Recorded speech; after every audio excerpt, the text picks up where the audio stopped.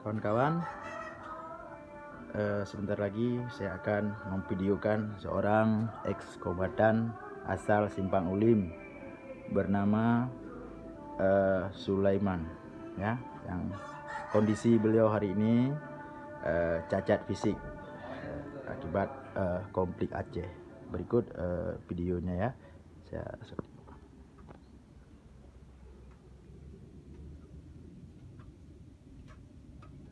Ini kaki palsunya lagi servis AC. Lagi servis AC, dia tidak tahu. Udah ketahuan. Saya shooting dari sampingnya.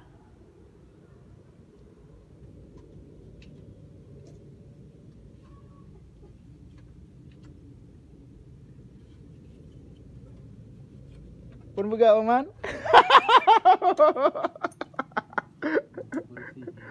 Melayu pegat bom sampai servis AC. Kemana?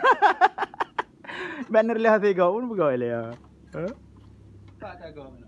Kaya aku pun buka yang lihat AC kau. Kaya ada agak dah. Yang kenya lumayan tu pas ya. Tak ada mana?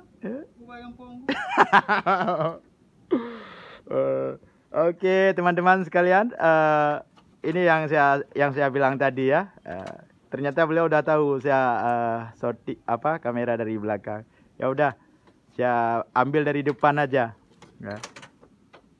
Ini ada beberapa hari yang lalu pernah juga saya buat video live. Mungkin teman-teman bisa tahu. Jadi ini bukan video live, ini video mungkin bisa saya share nanti setelah ini ya. Lihat aja di Facebook ataupun di Facebook aja lah. Di halaman Facebook Imran Samudra Pasai ya. Sebentar lagi saya share. Bagaimana kabar hari? Gimana Mama Royo? Kalian baju bu? Oman? Aku shooting yo. Untuk kirim ke Swedia gede. Swedia, Kanada, Norwegia, Jepang, Belanda. Mandung ku kirim, pak yang nawak Aceh ku kirim mandung. Kedai ke Bamu sana Amerika Serikat. Bamu sana yang kalian tentera wali. Anali jero.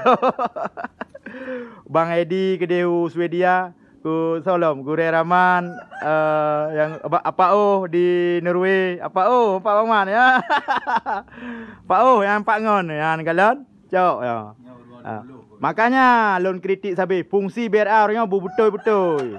BRA ya titip aspirasi kena nyo yang perlu lagi ji primun le BRA. Yang terutama sekali. Oke kawan-kawan, kalau videonya sudah mencapai 3 menit, ini kebetulan HP saya kan kurang bagus. Jadi nggak bisa saya shooting lama-lama.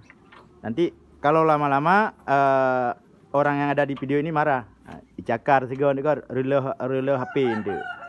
Jadi sekedar depu menteng. Nama Sulaiman asal Simpang Ulim, Kabupaten Aceh Timur ataupun wilayah Perlak dalam struktur GAM awal.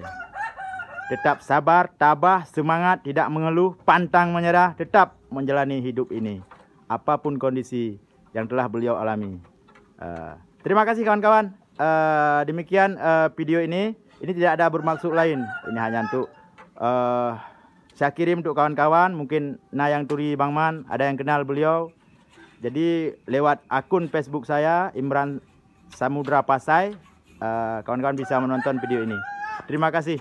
Assalamualaikum warahmatullahi wabarakatuh.